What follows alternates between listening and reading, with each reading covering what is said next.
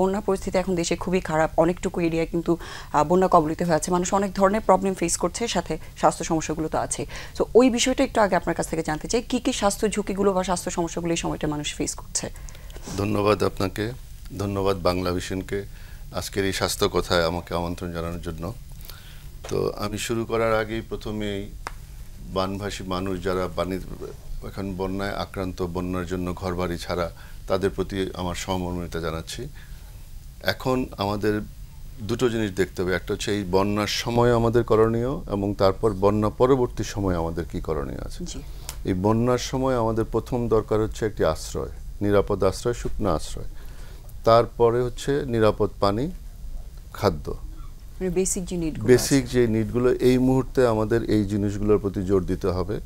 তো এটার সাথে জোর দিতে হলে যেগুলো স্বাস্থ্য যে সমস্যাগুলো আছে এগুলো কিন্তু বন্যার পরে বেশি দেখা দিবে, বন্যার পানি সরে গেলে বেশি দেখা দিবে।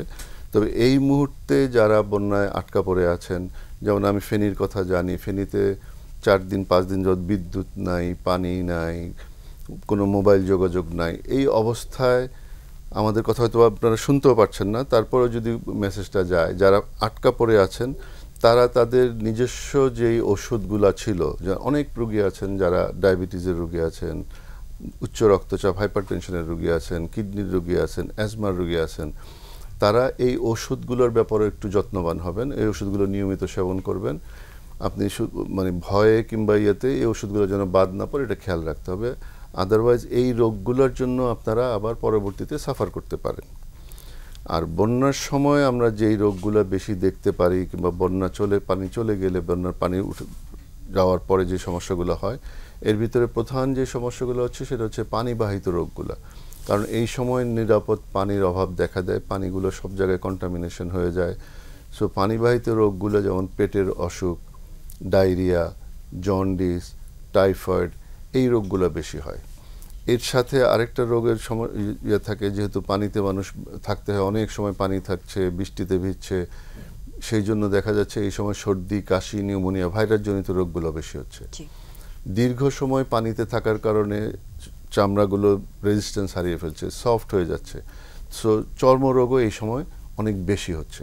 তাহলে এই জিনিসগুলোর প্রতি আমাদেরকে বিশেষভাবে খেয়াল রাখতে হবে।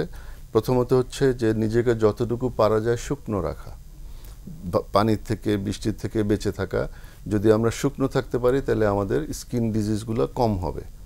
আর যদি আমরা নিরাপদ পানি খেতে পারি তাহলে আমাদের যে পানিবাহিত রোগগুলোর সম্ভাবনা কমে যাবে। আরেকটা, যে যদি আমরা শুকনো থাকতে পারি তাহলে আমাদের নিউমোনিয়া জাতীয় রোগ কিংবা ভাইরাস জাতীয় রোগগুলো, কারণ এই রোগগুলো, ভাইরাসগুলো সবগুলো আক্রমণ করে যখন আমাদের বডি রেজিস্ট্যান্সটা কমে যায়, তাহলে আমাদেরকে এই দিকে একটু নজর রাখতে হবে।